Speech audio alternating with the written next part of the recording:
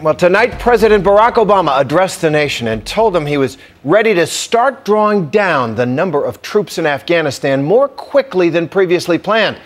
Polls show the American public is largely in favor of this withdrawal, but the president's top military advisors were not as enthusiastic. They wanted more time. So, almost 10 years after the attacks of September 11th and 7 weeks after the killing of Osama bin Laden, does the president really think our work in Afghanistan is almost done? Here's Martha Raddatz. In the end, it fell to the commander-in-chief to make the decision, and tonight, Barack Obama told the nation he is ready to start pulling out of Afghanistan. Starting next month, we will be able to remove 10,000 of our troops from Afghanistan by the end of this year, and we will bring home a total of 33,000 troops by next summer. He is taking a huge risk, and he knows it.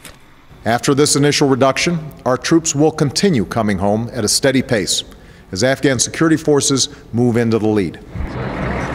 For nearly 10 years, the U.S. has been at war here. The American response to the attacks on 9/11 has cost more than $288 billion and 1,500 lives. The bodies of these young men arriving home just hours before the president's speech. Of course, huge challenges remain. This is the beginning, but not the end of our effort to wind down this war. Do you look at the president and say, he's a risk taker? He does things that are hard. Bill Burton was a deputy press secretary for President Obama until earlier this year. He started working for Obama when he was a candidate, calling for a greater focus on Afghanistan. He does things that are politically dangerous, folks feel at the time, but he does it all with as much fact as you can possibly have. So he mitigates that risk with information. But this decision also comes at a time when the president himself is under siege. An ABC poll found that 73% of Americans want a substantial withdrawal of troops from Afghanistan this summer.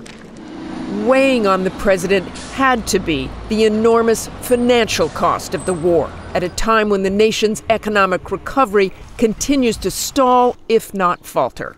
America, it is time to focus on nation building here at home. But even in spite of the economic woes at home, those fighting the war, including Obama's top general, think he may be wrong and wanted a slower drawdown. I know that General Petraeus thought withdrawing them so quickly was higher risk than leaving them in there longer. Yet President Obama says we're doing it anyway. Going against General David Petraeus has to be hard to do. Well, you know, the general is one of the best military commanders that the United States has seen in a long time. But the president is still the commander-in-chief and his boss. And as a result, he's the one who makes the calls on whether or not it's the right pace or the right thing to do. Case in point, the president's decision to raid the compound where he believed Osama bin Laden to be hiding. That the United States has conducted an operation that killed Osama bin Laden, the leader of al-Qaeda. President Obama also comes off making a risky decision to go after Osama bin Laden, which proved enormously successful. So does the president come into this tonight with more national security juice? As a result of the success that there's been on the ground, he's in a position where he can pull those troops out and feel confident that the gains that we made are enough to feel like our nation is secure. It's a very different environment from 2009, when the new president with little national security experience took months to craft a new strategy and decide on how many additional troops to send into Afghanistan as part of the surge.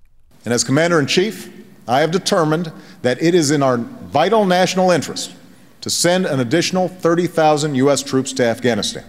ABC's Diane Sawyer asked Bob Woodward, author of Obama's Wars, about the atmosphere at the time. The meetings. Obama felt, you're writing in a general way too, but Obama felt disrespected and trapped.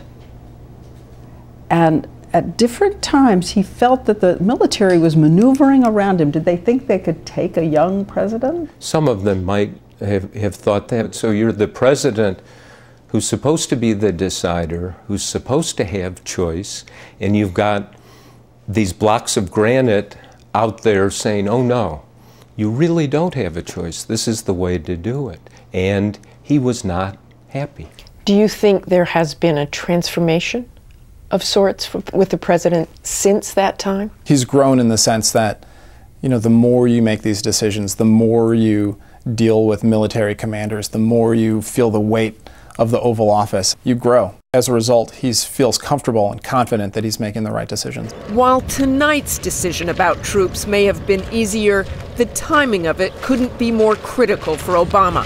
The full drawdown of 33,000 surge troops is expected to be completed by September of 2012. Just in time for the presidential election Obama hopes to win. Tonight, we take comfort in knowing that the tide of war is receding. Fewer of our sons and daughters are serving in harm's way. But this war is not over.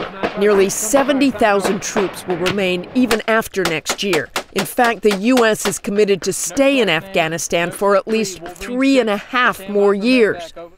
A war that, despite tonight's speech, will continue to weigh on the commander-in-chief. For Nightline, I'm Martha Raddatz in Washington.